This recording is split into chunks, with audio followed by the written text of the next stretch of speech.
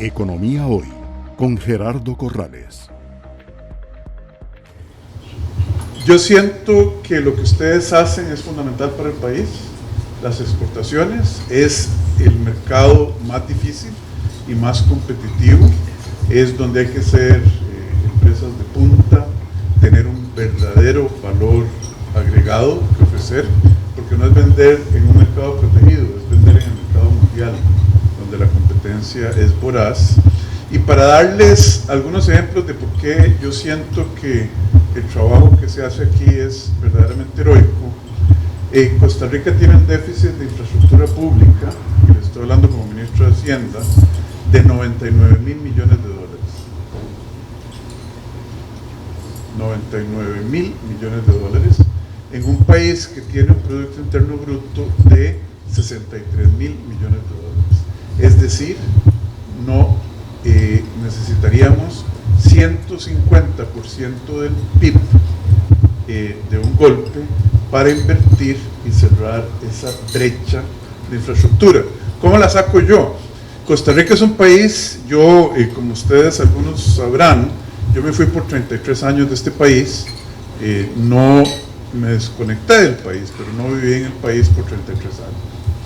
Sí, Costa Rica hoy se fija, se mira a sí mismo como nación en el espejo de la OECD. Ya no nos fijamos en compararnos con países de ingresos medios bajos, países de la región centroamericana. Costa Rica tiene la ambición de ser, de ocupar un lugar en el espacio entre las naciones más prósperas del mundo. Y yo creo que esa es una ambición que vale la pena fomentar y que vale la pena tener.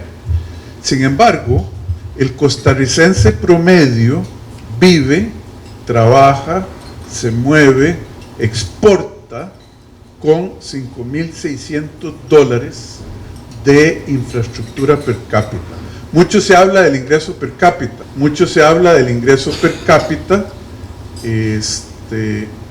cuando no, y nos olvidamos de otras medidas como la infraestructura per cápita.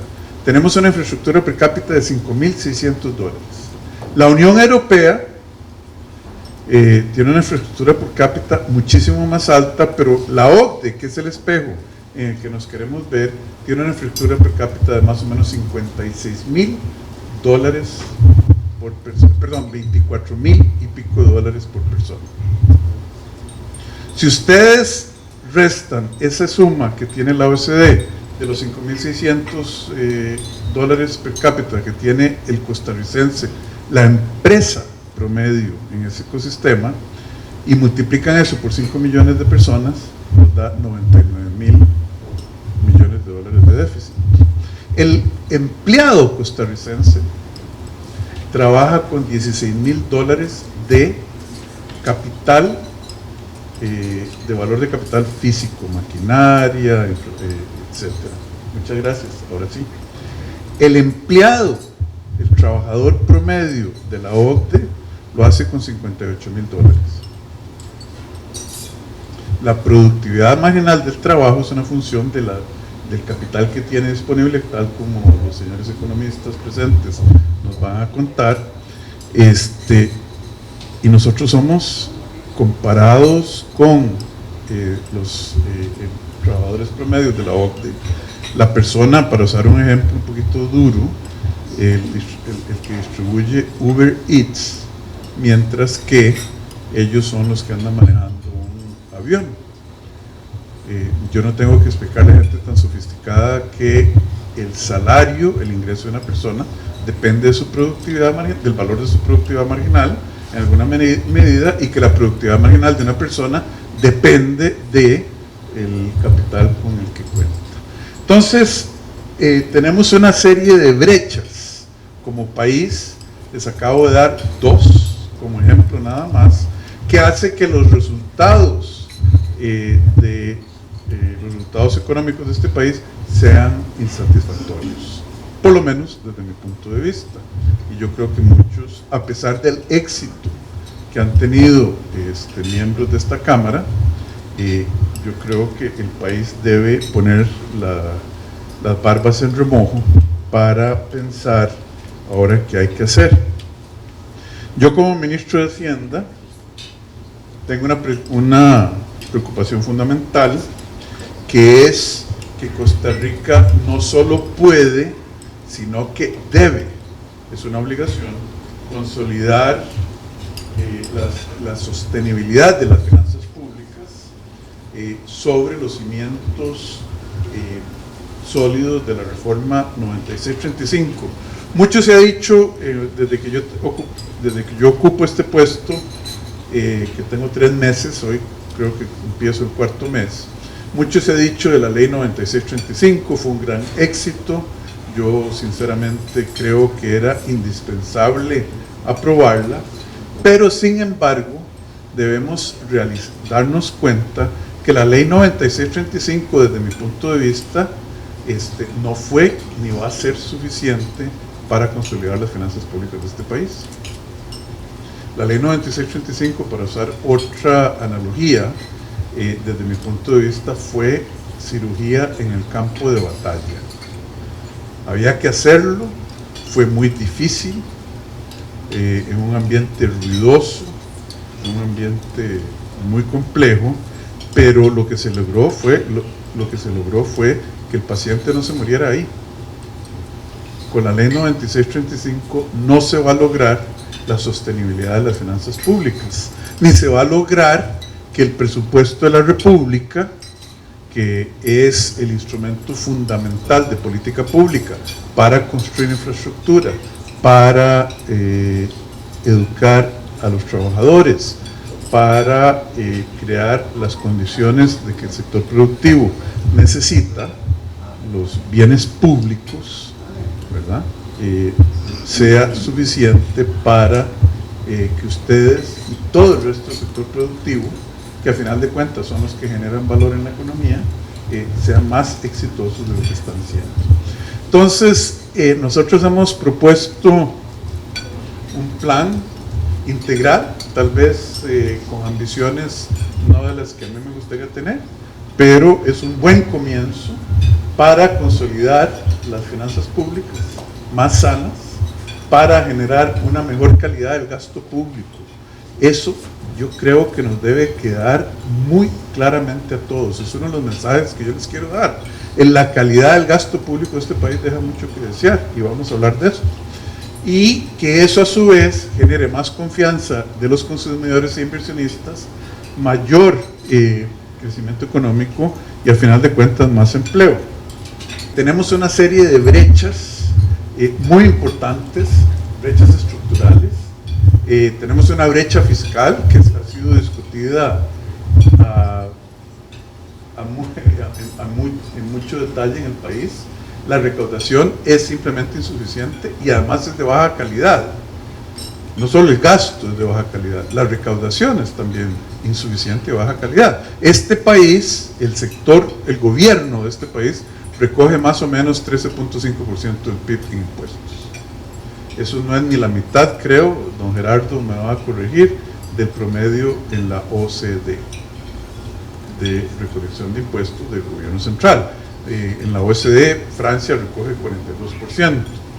La calidad del gasto, ya les dije, es un problema también, pero recogemos poco y lo que recogemos depende mucho de impuestos indirectos, que no son solo regresivos desde el punto de vista de distribución, pero que son regresivos desde el punto de vista de distribución, y recogemos muy poco de impuesto a las personas físicas, que es donde los países más desarrollados recaudan muchísimo más que en Costa Rica. El gasto es rígido. Para el año 2020, como ministro de Hacienda, tenemos que saber todos que del 13.5% más o menos que vamos a recaudar, 5.1 está presupuestado, 5.1 del PIB está presupuestado para intereses. para salarios se va otro gran poco, y entonces lo que queda para transferencias y para educación, tenemos que gastar 7.2% del PIB en lo que estamos programando. Imagínense ustedes, y la Constitución requiere 8% del PIB. Tenemos riesgos fiscales significativos, en el sentido de que el sistema inmunológico del país, y estoy hablando un poquito, usando otra analogía, ustedes vieron lo que hizo Jerome Powell ayer, bueno, la Reserva Federal de los Estados Unidos, cortó 50 puntos base de la tasa de política monetaria de los Estados Unidos. Es el corte más grande que se ha dado desde el 2008, precisamente porque están preocupados del impacto que va a tener el coronavirus sobre la actividad económica mundial y particularmente en los Estados Unidos. Las aerolíneas están viajando con enorme capacidad vacía en los aviones. El Banco Mundial y el Fondo Monetario ya cancelaron las reuniones de primavera. El Banco Mundial anunció 12.000 millones de dólares en financiamiento de emergencia para el coronavirus, y nosotros no tenemos espacio para hacer política fiscal contracíclica, no lo tenemos, ¿verdad? Las empresas públicas del Estado tienen un montón de descalces en su balance de situación, y el gobierno tiene pasivos contingentes ahí. Además, dependemos enormemente de las condiciones de los mercados financieros, y la calificación que tenemos no es muy buena. Tenemos una brecha de infraestructura que ya les dije algunos números. En el año 2018, Costa Rica invirtió 1.34% del PIB en infraestructura pública. Eso no alcanza ni para mantener la red vial del país. En el año 2019 se tomaron decisiones que yo les voy a explicar para tratar de y logramos gastar 1.94 del PIB, sin 60 puntos base más, en infraestructura pública. Hay que hacerlo. Tenemos una brecha de capital humano enorme. Gastamos 7% del PIB en educación, ¿verdad? Eso es lo que gasta Costa Rica, que es más del doble de lo que gasta la OCDE en promedio, y nosotros sacamos menos, mucho menos resultados medidos por el PISA con respecto a la OCDE. Andrés Rodríguez Clar y Alberto Trejos hicieron un análisis hace algunos años sobre la contabilidad de crecimiento, lo hicieron un análisis econométrico, y resulta que Costa Rica, cuando uno ajusta, y bueno, en la Universidad de Costa Rica lo extendió, porque el trabajo de Andrés y de Alberto fue para el periodo, creo, 1950, 2006, 2008, y la Universidad de Costa Rica luego extendió la metodología. Cuando uno ajusta por la calidad de la educación, econométricamente hablando, la educación no influye estadísticamente sobre el crecimiento. Es únicamente el número de trabajadores, el capital acumulado y un poquito de productividad, muy poca productividad. La educación, econométricamente, estadísticamente, no hace nada. Volvemos al tema de la calidad del gasto público. Miren lo que gastamos. Y ustedes se preguntan dónde están, no sé si ustedes, pero muchos empresarios me han dicho a mí, ¿dónde están los trabajadores calificados que necesitamos? No lo sé. Tal vez eso va a ser un tema de conversación. Tenemos una brecha de productividad y competitividad, no solo dentro de Costa Rica con respecto al exterior, que era lo que les decía de la OCDE. Tráfico.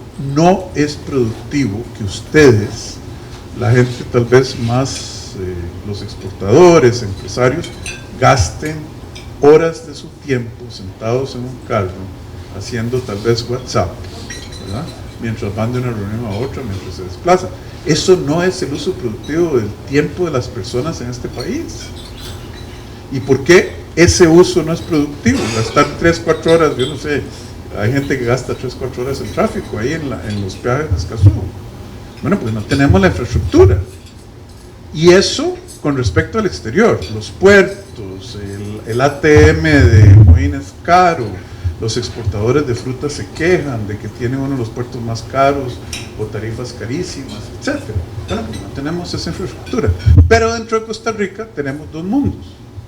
El mundo moderno, de las zonas francas, de alta productividad, de tecnología que produce instrumentos médicos, creciendo al 12% al año, y en lo que se llama aquí el régimen tradicional, creciendo al 0.8% al año, el año pasado.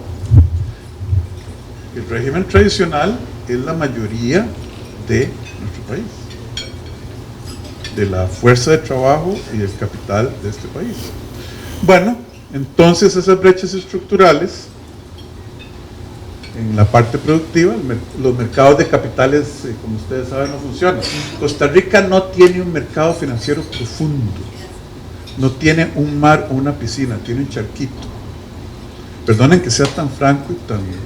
¿Por qué? Porque no hay préstamos de largo plazo, los instrumentos financieros disponibles a una empresa que quiera exportar son limitados, hay un exceso de necesidad de patrimonio, inversión patrimonial, mientras que en otros mercados, en otras jurisdicciones, los empresarios cuentan con una gran cantidad de fuentes de financiamiento para financiar una idea de negocios.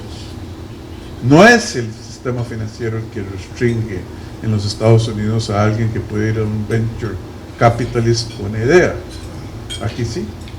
Yo no sé cuántos venture capitalist empresarios hay en este país y qué tan exitoso es ese negocio. Las brechas estructurales llevan a brechas de resultados. Tenemos un estancamiento de pobreza en este país desde 1998 no se mueve la pobreza. Está cerca del 20-21%. Tenemos el país más desigual dentro de la OCDE. El ingreso del decil más rico es 37 veces el ingreso del decil más pobre. En la OCDE, el coeficiente de Gini antes de impuestos, gasto y transferencias de gobierno es el doble en promedio de el Gini después de ingresos, bueno, de impuestos, gastos y transferencias de gobierno. Es decir, anda en 0.46 y se cae al 0.23, 0.24, depende si uno mete Estados Unidos, que es un poco de un outlier. En Costa Rica es 0.51 antes de política pública a través del presupuesto de la República, impuestos, transferencias y gastos, y después es 0.50. Y este es un tema que hay que tomar en cuenta, el tema de la distribución del ingreso, hay que tomarlo en cuenta en el contexto mundial. Populismo. Chile. A mí no me pueden decir de manera creíble que lo que causó los disturbios en Santiago y otras partes de Chile fue un aumento de 4 centavos de dólar en la tarifa del metro. A mí me suena poco creíble, poco plausible. Hay tensiones en Chile, en Hong Kong, en Ecuador, en Bolivia, en Nicaragua, en Colombia, en todos esos países, para mencionar algunos, hay algo que es subyacente de insatisfacción con los servicios del Estado, con los resultados de la sociedad, con la distribución del ingreso.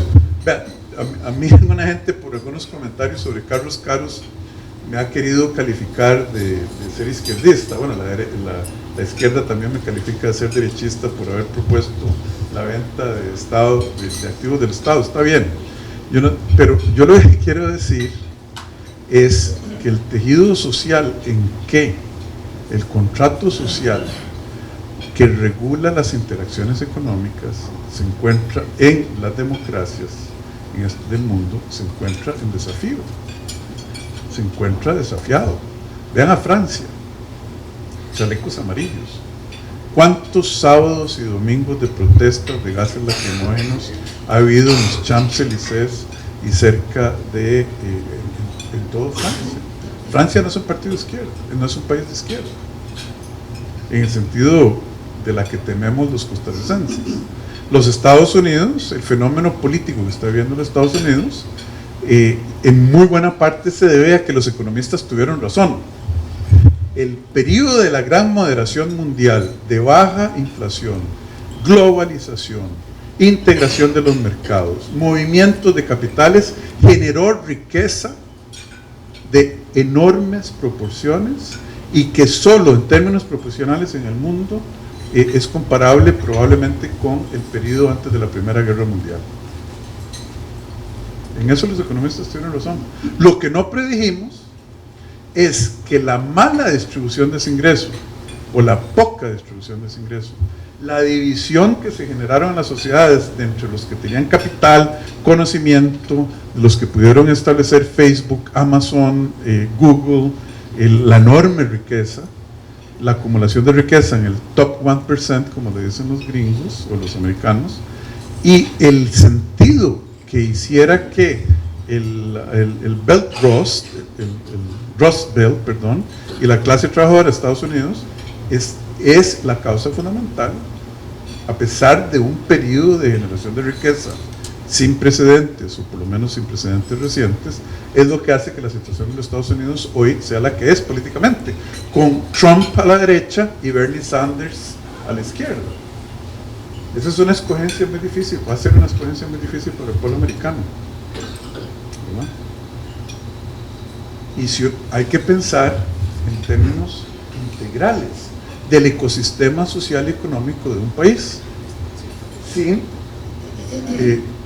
tenemos 46.5% de informalidad en el mercado de trabajo, el desempleo está al 12.4%, la tasa de desempleo juvenil es 4 veces el de la nacional, la tasa de desempleo de las mujeres es excesivamente alta, tenemos una brecha que estamos mal utilizando, el potencial, el talento de las mujeres costarricenses, que yo creo que es enorme, y el 50% de los empleos en Costa Rica pueden desaparecer debido al progreso tecnológico. Un motor de combustión interna, me dicen, yo no soy muy aficionado a la mecánica, tiene 126 partes que se mueven. Un motor eléctrico tiene 3 partes que se mueven. ¿Qué le va a pasar a los mecánicos? Y esto ya viene en camino. Los carros que se automanejan, ya es una realidad que está ahí, la podemos ver. ¿Cuántos choferes de taxi, cuántos choferes de Uber, cuántos choferes de bus van a ser redundantes en la economía? El futuro de este país, sobre todo para la juventud, está hipotecado. Bueno, ese es el contexto en que yo como ministro de Finanzas, ministro de Hacienda, pienso. Las finanzas públicas no son en sí mismas un objetivo, son un instrumento fundamental para lograr el progreso de un país. El presupuesto de la República es la expresión última de la voluntad de políticas públicas de un país. Ahí es donde se gasta la plata. Entonces el año 2019 fue un año muy desafiante, ¿verdad? El déficit primario, todo el mundo o mucha gente pensaba, no, ya pasamos la ley 9635, ya pasamos, alguna gente pensaba, ya nos brincamos el Rubicón, qué dicha. Lo siento, no va a ser suficiente. En el año 2018 tuvimos un déficit primario, para ustedes lo saben que es el déficit primario, se gastó del gobierno menos sus ingresos sin tomar en cuenta el servicio de la deuda por intereses, ¿verdad?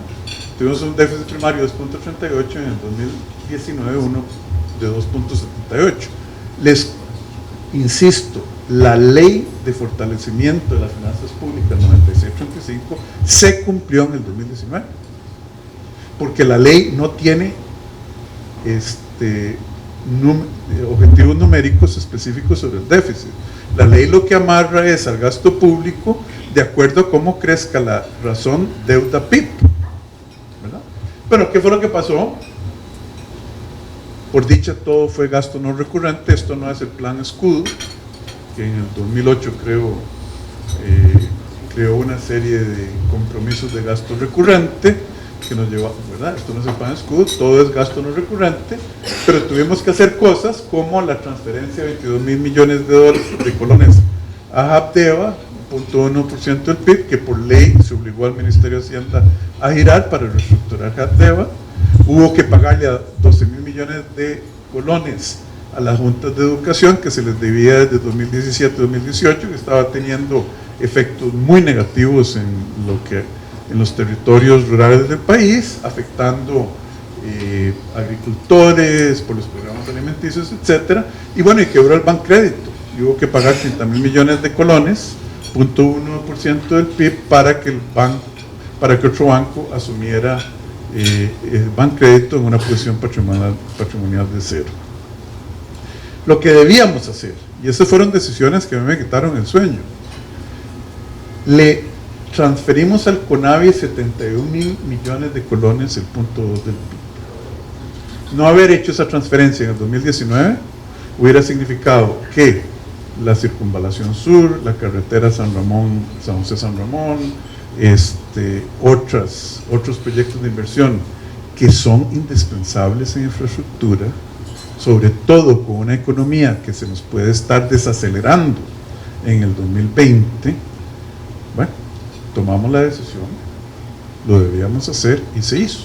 Pudimos haber tenido una foto más bonita, pero no se trata, la política fiscal no se trata de fotos, se trata de películas, de videos. Y hubiéramos salido con una foto más bonita al final del 2019, pero el 2020 yo estaría todavía más preocupado de lo que estoy hoy. Invertimos 0.2 del PIB en las secciones del CAF, que si no se compraban en el 2019 de la Corporación Andina de Fomento, no hubiéramos tenido que ir a pedir permiso a la Asamblea Legislativa 2 veces para obtener 550 millones de dólares que nos presta el CAF para apoyo presupuestario, para cerrar la brecha fiscal. Una, para que nos permitieran comprar las acciones, porque el permiso se extinguía el 31 de diciembre, y otra, para que nos permitieran sacar el préstamo en 550 millones. Ahora tenemos que ir una vez. Y teníamos las inversiones financiadas por los organismos internacionales, la reparación de puentes, etcétera, por 0.3 del PIB. Esas decisiones, yo soy consciente, la foto hubiera sido más linda, pero yo creo que viendo lo que va a pasar en el 2020, o en vista de lo que puede pasar en el 2020, fueron decisiones afortunadas. Economía Hoy, democratizando la educación financiera.